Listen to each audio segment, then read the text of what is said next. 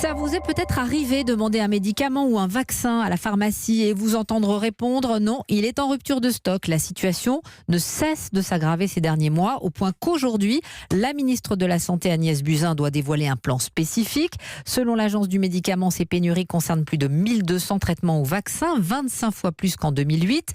Au quotidien, dans les pharmacies, certains patients sont très inquiets. Reportage de Mélanie Gomez. Tous les matins dans cette pharmacie parisienne, le personnel déballe des cartons de médicaments incomplets.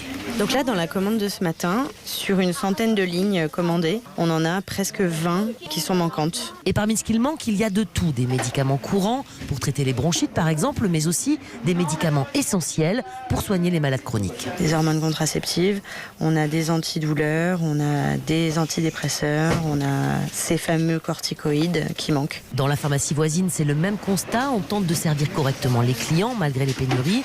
Mais Rab cherche désespérément du collyre en unidose. Il en est à sa 3e pharmacie. Produit contingenté. Donc là, ça veut dire que le médicament est en rupture. Je ne peux pas vous le commander parce qu'en fait, il n'est pas fabriqué en ce moment par le laboratoire. D'accord. Voilà.